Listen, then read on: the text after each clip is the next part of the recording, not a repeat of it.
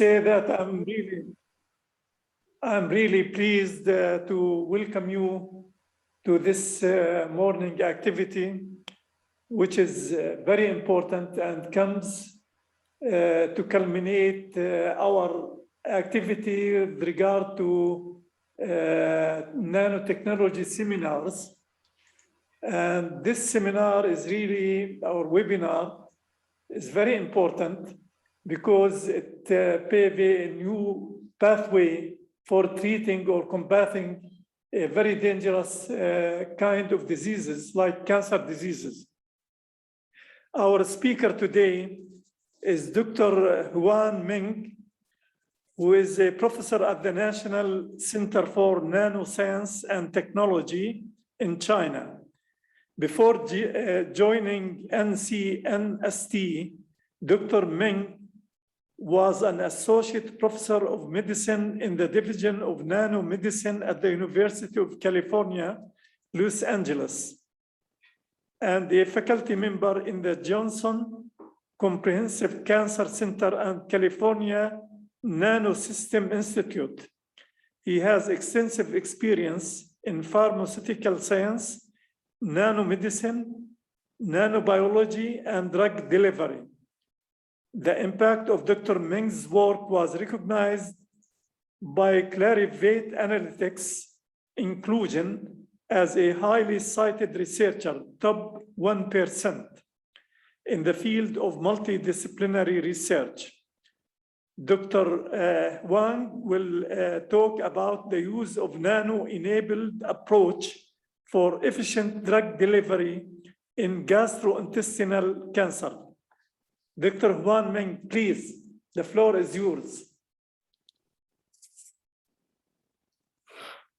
Thank you very much for the nice introduction. Can everyone see my screen? I just share my screen. Sorry, I cannot hear you. Sorry, I cannot hear you. Yeah, the screen is okay. Perfect. Thank you. Thank you very much. All right, my name is Huan Meng. Today I'm going to talk about use of nanocancer. So, as many of, let me first give you a little bit background. So as intestinal cancer or GIT cancer, they're highly fatal, right? So I only have 30 minutes today. I therefore decide to deliberately focus on two cancer indications. The first one is a pancreatic cancer, is colorectal cancer, okay? So for pancreatic cancer is probably the one of the most fatal cancer across the spectrum of cancer indication. So the survival rate for a PDAC in the state is about 9%. And this number in a developing country like China is way lower, like 1 to 3%.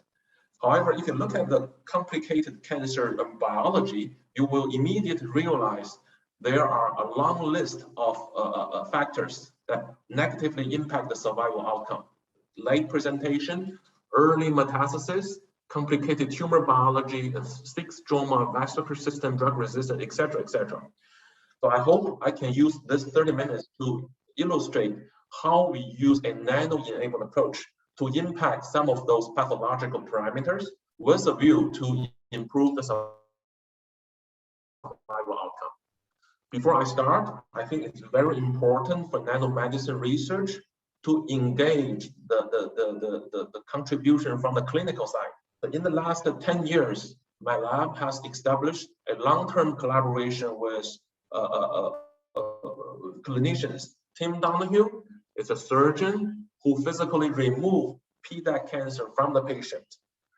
Zach Weinberg is a practicing oncologist who treat the cancer patient using different modalities such as chemotherapy, immunotherapy, etc.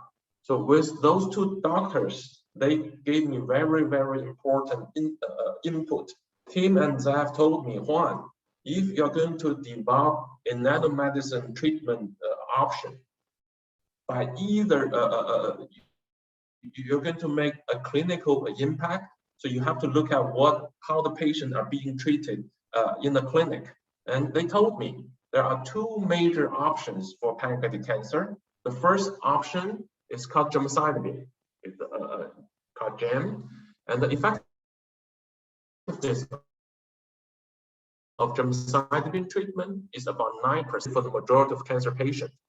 The second option is called FOLFIRINOX, which contains the highly toxic chemotherapy option irinotecan, oxaliplatinum, 5-FU, and bitumen.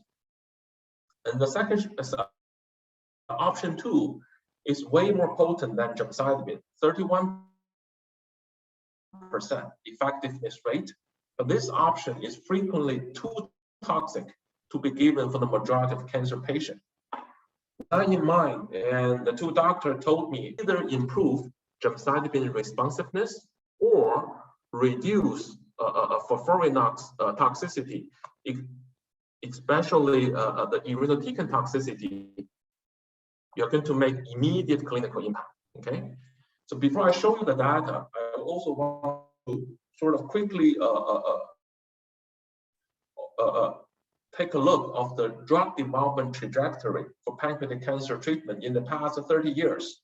Gemcitabine was approved 1996, early 2000, FDA approved for FOLFIRINOX treatment, and in the past 15 years, there's no new treatment for this deadly cancer disease until Nano start making its impact. FDA approved gemcitabine plus Abraxane to treat pancreatic cancer. 3 years later, FDA approved another liposome formulation for irinotecan called Onivyde, right? So this is probably the only cancer indication in which nano become a major nano option is good enough. The answer is definitely not. And take the Onivyde, which is liposome, for example, its FDA approval actually come along with a so-called black box safety warning for GI toxicity, bone marrow depletion toxicity, as well as liver toxicity, right? So with that in my mind, in your mind, so I want to introduce the nano platform that we developed in the past quite a few years. It's called the Silicasome. If you look at the chemical structures of silicasome, essentially it contains a mesoporous silica as an interior core. On the surface, we introduce a surface modification using phospholipid. And our elevator pitch is, we believe, a silicasome provide dramatically improve the stability, loading capacity, efficacy, and toxicity reduction option compared to the classic liposomal formulation, which is not supported, and therefore introducing a new generation of nano carrier for treatment of pancreatic cancer as well as other cancer indication. To give you a vivid illustration of how the particle look like under cryo-EM, we are able to visualize the particle at very high resolution. You can see the beautiful porous structures under EM. You can also see the intact and uniform lipid coating on the nanoparticle surface. This slide, I'm trying to show you a side-by-side comparison fashion. On the left-hand side, you see a conventional liposomal formulation, which is non-supported. The other side is our novel nanocarrier, Silicasome. Although those two carriers are morphologically similar, so I'm trying to show you in the next few slides, our Silicasome platform can outperform liposome platform with respect to the drug loading capacity, circulatory half-life, and toxicity reduction option. Okay. So in the past few years, we have developed a versatile loading strategies based on the chemical structures of different payloads. So if you have a hydrophilic drug, we will use this approach to load. We also develop strategy for the hydrophobic drug. We can do co-delivery. We can do the so-called remote loading of weak-based molecule, which is the case of the irinotecan encapsulation. So we also developed strategy for PT drug development, such as a platinum drug. So due to the time limitation, I will focus on this part. I will use irinotecan as an example to illustrate how we load weak-based molecule. If I have time, I will also briefly say something about PT drug development. Okay, irinotecan. Irinotecan has been used in the clinic for more than 30 years. It's a prodrug.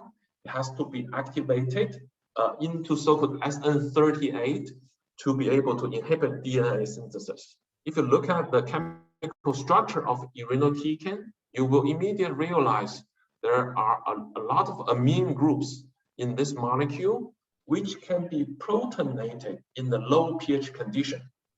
That gave us the hint to introduce so-called trapping agent to create a low pH by releasing proton inside the nanoparticle. So instead of using the direct encapsulation approach, we creatively introduced this low pH inside the nanoparticle, allowing the active import of the weak base molecule into the nanoparticle, and the drug can be protonated and leading to the precipitate inside the particle.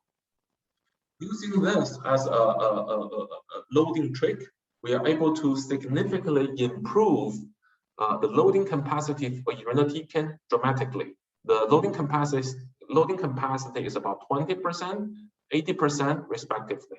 You can also play the same strategy using liposome formulation, and the outcome is about 5 to 40% respectively. Having a promising nanocarrier, so our lab has established a long list of pancreatic cancer animal models, from the proof of principle models such as subcutaneous xenograft model, orthotopic model, to the stringent animal models such as KRAS positive transgenic model, and model with high liver metastasis potential, and also the patient-derived xenograft model or PDX model. I want to give you a quick example. If we introduce the KRAS positive pancreatic cancer into the animal pancreas, so we can beautifully establish the primary tumor burden 1 week post animal surgery. And if you wait for about 5 weeks, we are able to establish both primary tumor burden as well as a lot of tumor metastasis. That's exactly what happened in the PDAC patient. Okay? Using such a stringent animal model to look at the PK, pharmacokinetics, and the biodistribution profile of silicasome versus liposome in a side-by-side comparison fashion, we were able to demonstrate using IRIS imaging to show that our silicasome nanoparticle can improve the intratumoral nanoparticle retention 10 times compared to the liposome. If we use high-performance liquid chromatography or HPLC to look at the API concentration at the tumor site, we were able to demonstrate our technology improve the free drug liposomal drug concentration. We also look at the tunnel-positive tumor cell population at the tumor site after intravenous injection. We show 3 times enhanced apoptotic cell population compared to the control treatment. Quickly, if you look at the tumor burden, and we also sacrificed the animal at the conclusion stage of our experiment, we were able to show that silicasome irinotecan outperformed all the control treatment, including free drug and the liposomal formulation. We were also able to show a 25% the survival outcome improvement as compared to the control treatment. Remember, I have told you the major problem for irinotecan liposome, which is the liver toxicity, GI toxicity, and bone marrow toxicity. And with that in mind, we deliberately look at those API-specific toxicological endpoints.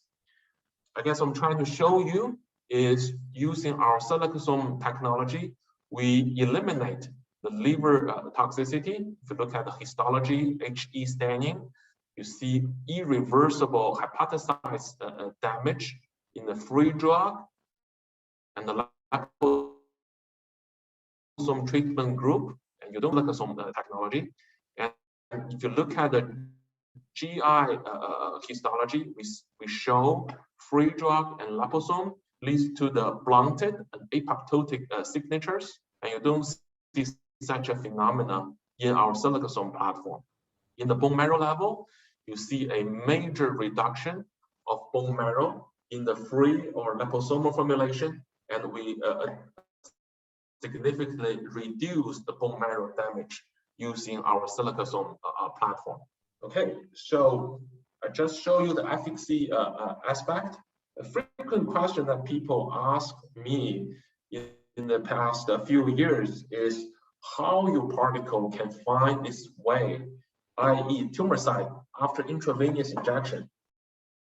I assume many of you probably heard about so-called passive targeting, or the EPR effect, or active targeting, which relies on the ligand modification on the nanoparticle surface. So today I'm going to tell you something a little bit different, which is transcytosis. So historically, transcytosis has been used to interpret the nutrition supply for solid tumor. So through the collaboration with Professor Erkki Ruslahti in UC San Diego, we were then able to show that transcytosis is actually a complementary and even more potent mechanism for nanoparticle tumor access. So what we found is we are able to peptide called iRGD peptide bind to the integrin on the endothelial cells, and upon binding, and this peptide can be cleaved into the so-called CN motif. This motif can further communicate with neutrophil-1 or the NRP1 on the endothelial cells, leading to the formation of the grape-like intracellular vesicles, which are responsible for the transportation of small molecule, macromolecule, or even nanoparticle in our case. Okay, the first experimentation we did is a side-by-side comparison. We compare the nanoparticle distribution in the KRAS orthotopic model plus iRGD peptide. Using IRIS imaging or ICP MS, we are able to show 3 to 4 times improved intratumoral delivery in order to further confirm the important role of NRP1 receptor. We introduce an anti-NRP1 antibody to neutralize this receptor before we introduce nanoparticle. So what we show is the anti-NRP1 interfere the intratumoral biodistribution of our nanoparticle. Okay, I think, well, so far it's very promising, and we do experimentally prove transcytosis activation may play an important role for our nanoparticle. But being an inquisitive scientist, we are trying to further challenge ourselves by show, can we actually in situ demonstrate a nanoparticle transcytosis at nanoscale resolution? It turns out to be a very challenging task because of 2 reasons. Number one, we are working with silica, which is not an electron-dense material under TEM. The second is we are dealing with a tumor microenvironment. Okay, I'm showing a representative TEM picture of a tumor, a pancreatic cancer tumor. This is a part of the endothelial cells, and this is a lumen side. You can see a red blood cell right over there. You can see a parasite sitting on top of the endothelial cells, And here you can also see a lot of collagen deposition outside the blood vessel. Okay, so our researchers are highly creative. Instead of using the plain non-labeled silicasome, so we introduce a gold core into our silicasome. It's about 10 nanometer in diameter. The reason why we want to introduce gold is because one, gold is an electrodense material, creating a unique core shell structure, allowing us to confidently identify nanoparticle in such a complicated tumor microenvironment. Two is because gold is a biologically inert material which will not hypothetically interfere the biological behavior of our carrier. So if you use this labeled nanoparticle carrier to repeat biodistribution study, 24 hours post IV injections, we are able to visualize 3 types of nanocarrier in the same TEM pictures. Let me show you one by one. If you zoom in box number 1, we are able to show the circulating nanoparticle. If you don't believe it, you zoom in box 1, you see a gold core inside the carrier. And we also have the luxury to visualize so-called circulating nanoparticle that inside the vessels, in the endothelial cells. If you zoom box number 2, there's a gold core right there. No doubt, this is our silicasome carrier. Of course, at that moment in time, if you look at the box number 3, we are able to show there's a lot of nanocarriers which are a transcytosis mechanism to be able to find their access at the tumor site. Quickly, if we repeat the efficacy and the survival experiment, we compare the already promising irinotecan silicasome versus the silicasome plus iRGD peptide, we are able to show further improvement with respect to the survival outcome in a stringent KPC orthotopic pancreatic cancer model in vivo. So remember, I just told you our interaction with Tim Donahue, who is a surgeon. So Tim is very helpful because he can help my lab to extend. The moment when I have access to the patient sample, I can immediately to make proactive hypothesis. For example, if we pre-characterize the cancer samples by looking at the so-called biomarkers such as CD31 positive, NRP1 positive blood vessels, we can rank the double positive ratio across the board. I'm showing you 2 representative examples. Patient number 8, the double positive ratio is about 30%. And this patient, 187, the double positive rate is about 80%. With that in mind, I can make a prediction, which is this patient, 187, should be a potential responder to my transcytosis activation strategy as compared to this patient, which could be a non-responder. If you repeat the animal model using the PDX model, that's exactly what we found in vivo. And 187, you see a major, significantly enhanced nanoparticle tumor increase, tumor access increase, as compared to this PDX model, which is very difficult to discern any differences between the 2 treatments. I think this is very encouraging because that allowed us to contemplate so-called personalized nanomedicine to actually practice this strategy in the further clinical translational effort. Okay, so this slide is demonstrating what we found this year. Remember, I've told you irinotecan is a weak base. We can encapsulate the drug in the artificial nanoparticle with acidified environment. So as a serendipity and discovery, we also found that when you expose cancer cells to irinotecan, you can beautifully see this blue color fluorescent API can enrich in the acidic cellular component, such as liposome. So I don't have time to show you all the granularities with respect to the molecular mechanisms. I guess what I can tell you today is when you treat the cancer cells using this weak base molecule, irinotecan, we are able to neutralize the lysosomal pH, serving as an inhibitor to the autophagy process. We are also able to trigger the ER stress, as well as activate the transcriptional level, the PD-L1, and therefore upregulate the PD-L1 expression at the tumor cells.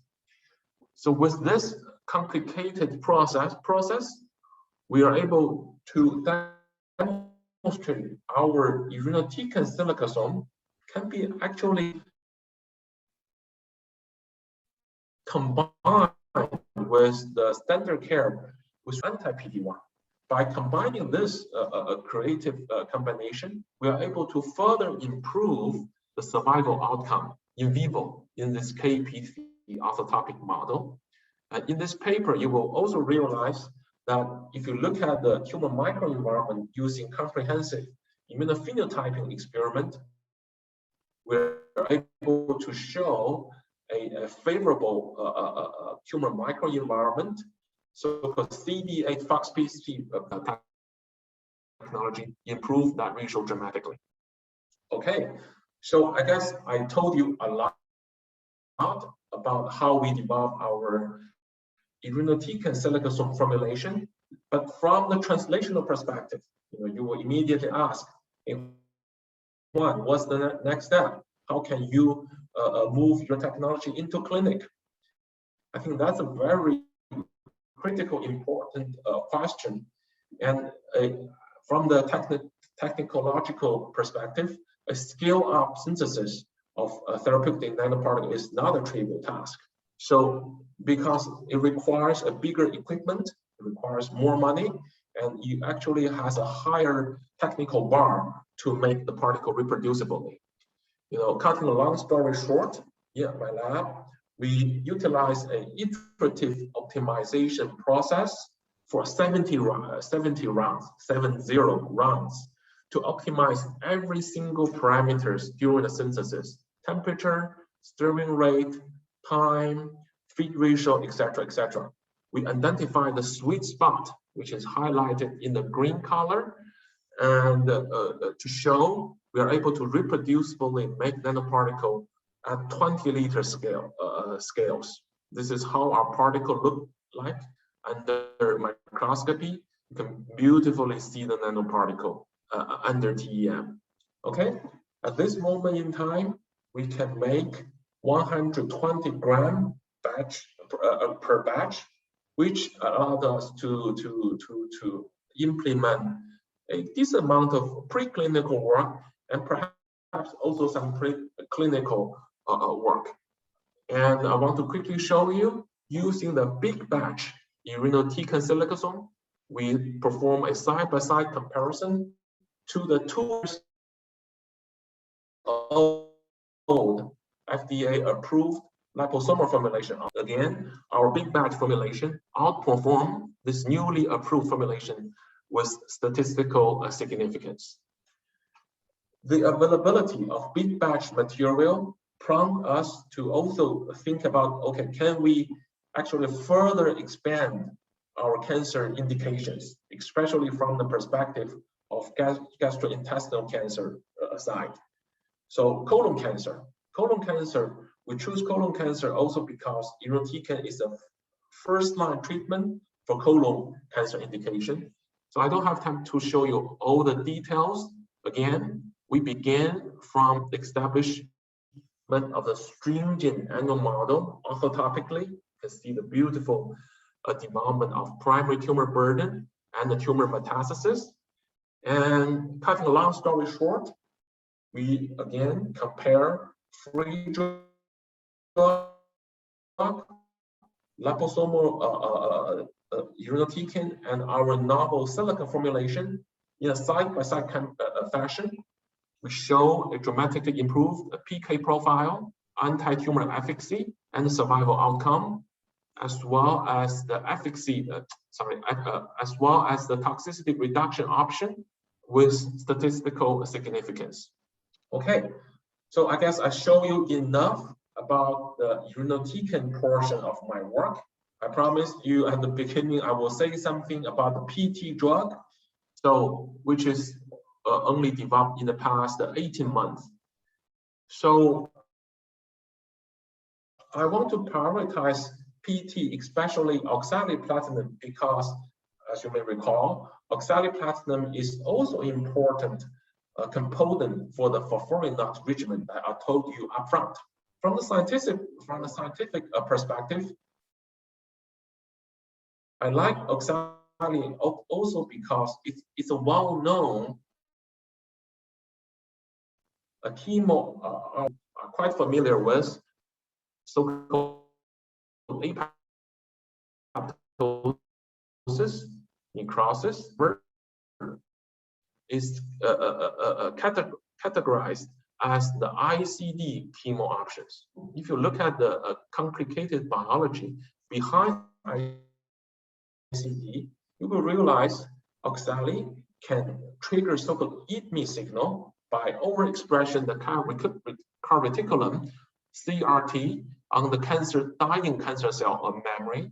At the same time, the subsequent release of HMGB1 and ATP will become an endogenous adjuvant to further enhance the ICD outcome.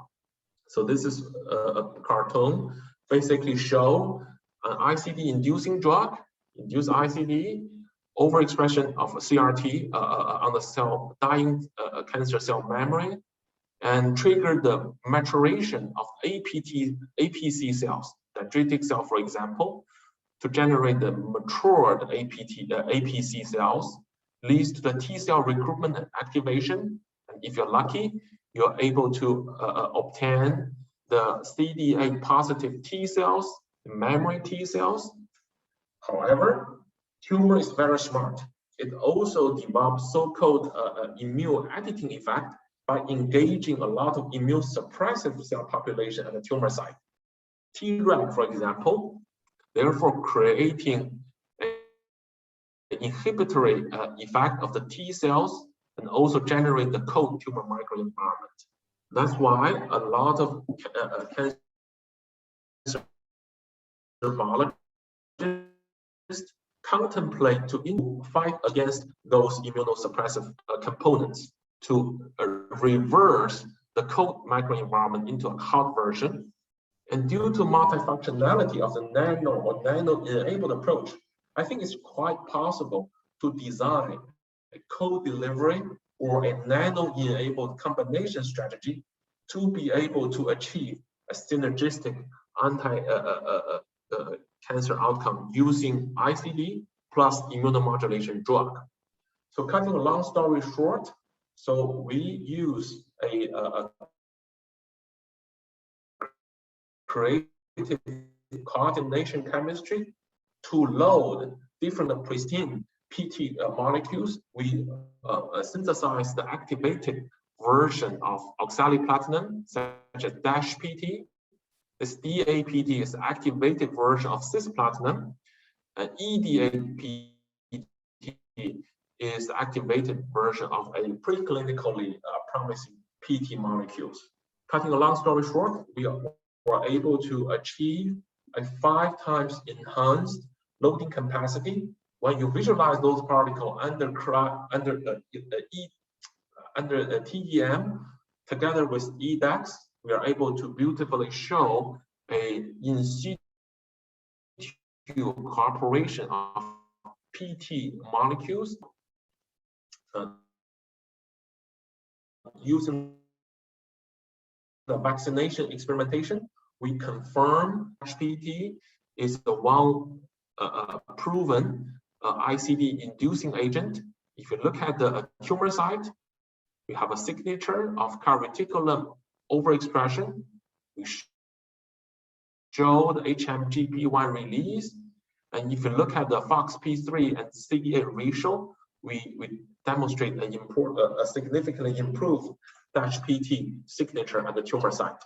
Okay, Again, if we introduce DASH-PT together with anti-PD-1 antibody, we demonstrate that DASH-PT is already promising as compared to a free drug or the free drug plus anti-PD-1. And when we combine the nanoparticle together with anti-PD-1, we further improve the survival outcome in the KPC orthotopic model. I told you a lot about our Silicasome technology. And I have to admit, compared to traditional liposomal technology, Silicasome is, it's very promising from many perspectives, but it's relatively difficult compared to the liposome. So I as a side pocket project, our lab also developed a lot of liposome. For example, the 2-in-1 liposome to implement the ICD plus immunomodulation concept. So in this particular case, so we designed a pro-drug liposome. The interior, we introduced the metoxantrone, which is also a well-known ICD-inducing chemo option on the phospholipid coating. So we designed a cholesterol-based pro-drug to covalently bind a immuno checkpoint inhibitor, IDO inhibitor endoximal, which impact the metabolic pathway. If you visualize this 2-in-1 particle under cryo-EM, you can see the lovely smiling face under cryo-EM microscopy. If you test this 2-in-1 liposome, pro-drug liposome in the CT26 colorectal cancer, we are able to show a prolonged survival outcome as compared to the MTO only liposome or the control treatment. If you look at the tumor microenvironment using different immunochemistry staining, we only show you the porphyrin signatures in the 2-in-1 formulation as compared to different control treatment. We also quantify the IHC data to show the statistical significance. In this paper, we also demonstrate other immunological parameters such as granzyme B, CD8, Treg, CRT, HMGB1, etc., etc. So if you have interest, please take a look of our recent publication. Encouraged by the CT26 colorectal cancer and data, we further test our 2-in-1 pro-drug liposome in other cancer indication. So at this moment in time, we already conclude our efficacy data in the triple-negative breast cancer model 41 and EMT6, and we also test a RANCA, a renal cancer model. Again, this orange line, which is 2-in-1 formulation, gave us a highly promising preclinical outcome in multiple animal models in the immunocompetent mice. The very last experiment data that I want to share with you is through our recent collaboration with Anna Wu, who is the radiochemist. So Anna has developed a radioactive element labeled anti-CD8 antibody, allowing us to perform so-called immuno-PET imaging to proactively predict the therapeutic outcome of different nanotherapeutic options. This is very important, especially for pancreatic cancer, because a lot of cancer patients don't have time to wait the few 2 to 3 months to tell, okay, this option is potent or that option is not good enough. So Anna, since she can visualize in non-invasively the CD8 T cell infiltration at the intact animal model, and I believe also our animal receiving different treatments. I only show you representative pictures. Animal receiving saline, animal receiving ICD chemo only nanoparticle, or the ICD plus immunotherapy, the chemo-immunotherapy nanoparticles. We look at three important sites of interest: primary tumor, spleen, and tumor. The saline group, you see a fairly cold tumor microenvironment. You see a small spleen. Introduce ICD chemo, you generate a much hotter tumor microenvironment. You see an enlarged spleen and a brighter tumor draining lymph node. If, however, you introduce the chemo-immunotherapy nanoparticle, you see a much brighter tumor as well as the important immune organs, only 7 days post-treatment. So that is very important and clinically meaningful, because we can predict which cancer patient, of course I'm showing you a mouse cancer patient, can be a potential responder to our novel nanotherapeutic options.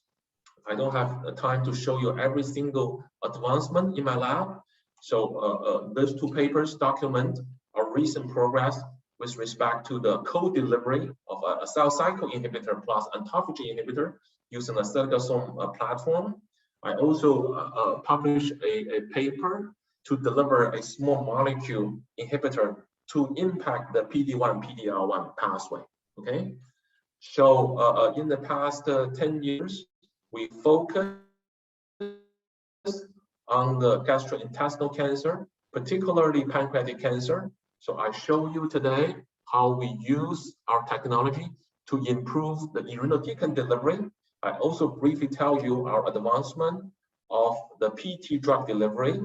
And in the third part of my presentation, I briefly show you how we develop a nano-enabled chemo model. What I don't have time to show you today is how we develop gemcitabine drug delivery, which is also impressive, also quite impressive at the preclinical model.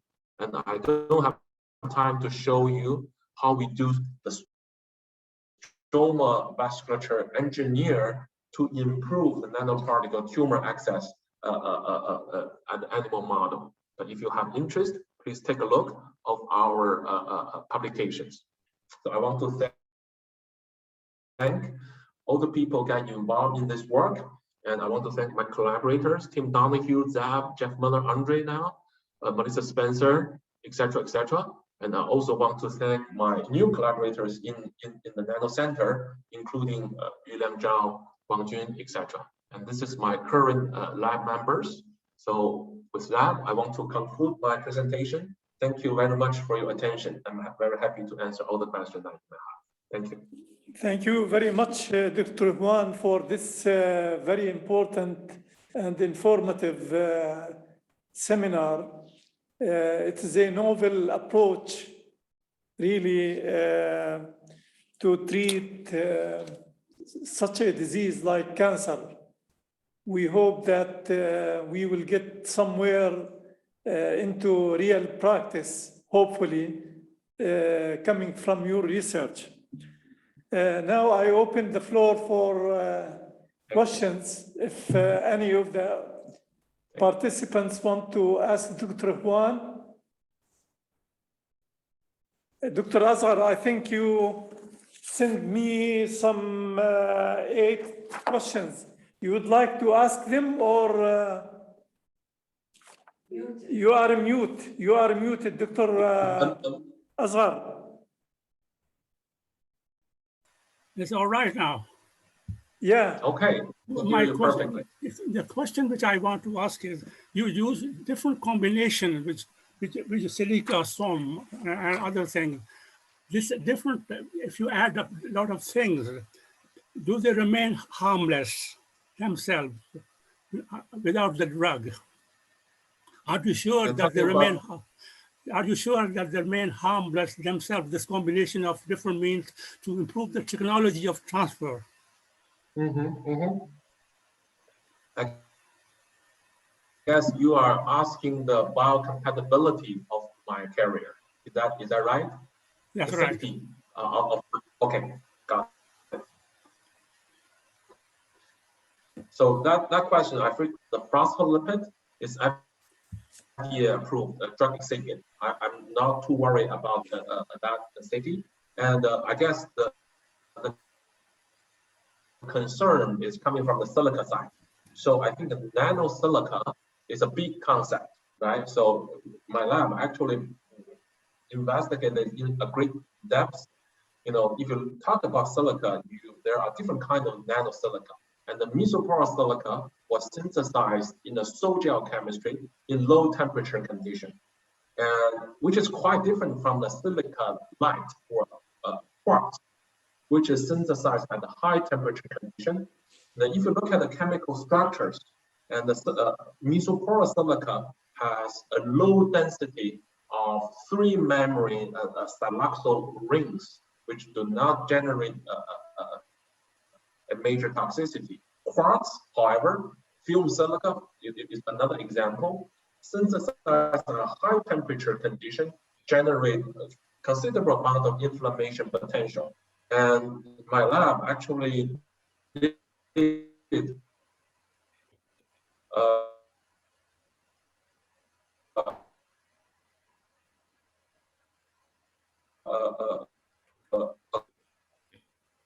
acute and the subacute toxicity of Silicasome Platform per kg Silicasome. And I believe one of my colleagues at UCLA also used the ICP-MS to visualize, to detect the excretion of silica through the feces or urine. And I believe the data show in two weeks, so about 94% silica can be retrieved from the feces and the urine. So at this moment, I'm not too worried about the biosafety of my Silicasome platform. Thank you very much. Thank you. Any question? Any questions? Dr. Huang, would you elaborate a little bit about the selectivity of the cancer cells or of the tumor and how they diffuse and deliver the drug you are interested in? Could you do that? That's a very good question. So I guess I can show you electron microscopy to visualize the nanoparticle access at the tumor environment to study the transcytosis process. And we do have data that was included in the JCI paper to show the nanoparticle endocytose in the cancer cells. So there's a certain amount of particle indeed reach to the cancer cells. But at the same time, I should also say that a considerable amount of particle indeed reach the tumor microenvironment, and they could release the payload inside the tumor, but outside the cancer cells. And I won't be surprised, some nanoparticle end up in the phagocytic cell population, such as tumor-associated macrophage. So I don't have a clear answer to tell you specifically how my particle biodistribute intratumorally, but with respect to the efficacy, we do have evidence to show the tumor shrinkage, to show a prolonged survival outcome. Oh, I see. Can I ask another question, please? Yeah, go ahead, Dr. Azhar. Could you tell us something about how do you compare your method with the proton therapy? Hello? Can you hear me? Proton therapy. Photon Yes. therapy. Yes. I can hear you. Compared to what therapy? The proton therapy. You use the proton Okay. therapy to treat this cancer. How does your method compare with that? It's a very interesting question. To be honest, I don't have experimental data to compare, but I think you are raising a very important point. guess nanotherapy is now supposed smarter strategy is to identify a potential synergy with the existing technology. That's why we prioritize our study to use the immunogenic cells, thus delivery nanocarrier, to be able to combine with the FDA-approved immunotherapy, such as anti-PD-1. Thanks very much. Good, good. Any more interaction from the audience? Yeah, Dr. Shanshal, please. Dr. Shanshal, you are muted. You are muted. Okay, go ahead. My question is, what for starting material do you use to make these silicosomes particles or vesicles? Yes. Thank you for the question. So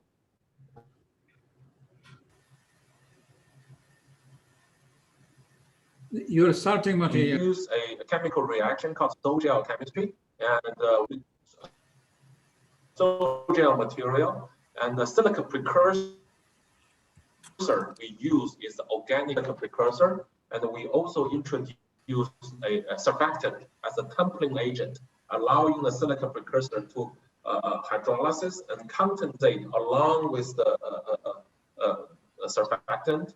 Of course, in the end, we will remove the surfactant as a purification process. And the way you do that is simply stirring the whole combination of the starting material together, and after that you need no chemical reaction to chemical synthesis to achieve the result. No. I'm trying to understand. It's the same way that people use Sorry, I think your voice got a little bit disconnected. So,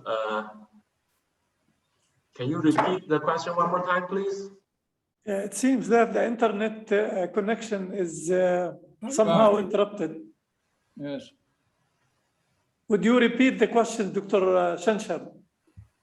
Yes, my question is what the way to make these, to synthesize these silicosomes, is it the normal route used for the liposomes or for the other bilayer vesicles as known in chemistry?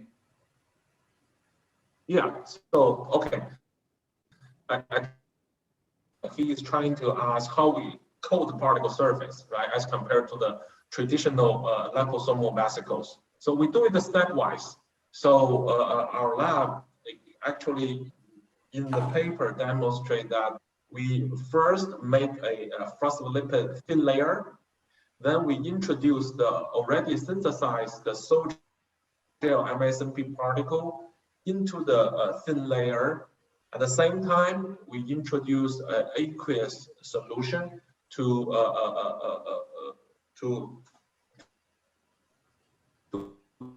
be able to coat the particle surface synthesis.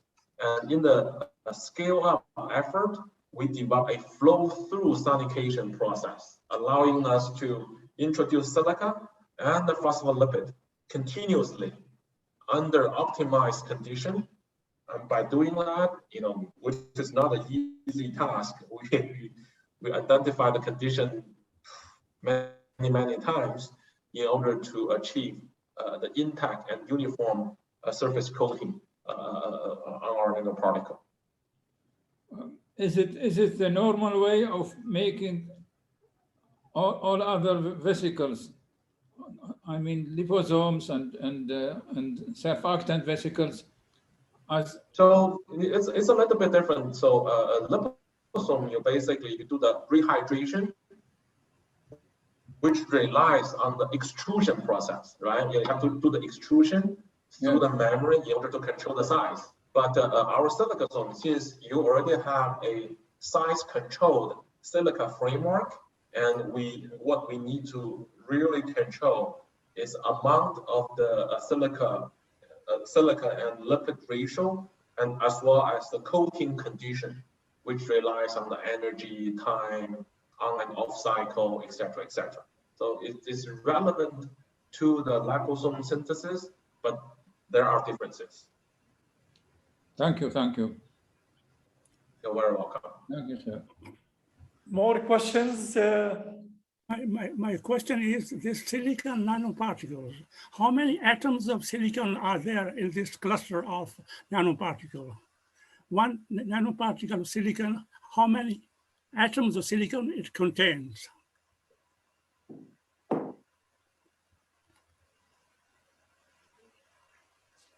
How many silica items? Yes. How many atoms in the silicon? Oh, how many items in the silica? So I never calculate, to be honest, but we know the size, we know the density, right? We can use ICP-MS to measure the weight and the concentration. I think there is a way to do the calculation. But if you ask me how many silica items in the 100 nanometer nano carrier, there should be a lot, but I don't know the exact number. I think you need physicist Dr. Azhar to do that, not No, this is important. The properties of the nanoparticles depend on the number of atoms they have. If you have 2,000, it's not the same thing if you have 100, because the total surface changes. Excellent. That's I think we now have collaboration potentially. Any more interactions? If not, I think we are to sign off. And this is Abdullah Musa saying bye-bye. Thank you very much for your attention. Thank you. We'll be in contact with you, Dr. Huan. Thank you very much. All the best. Thank you. All the best. Keep up. Thank you very much. Keep up. All the best. Thank you.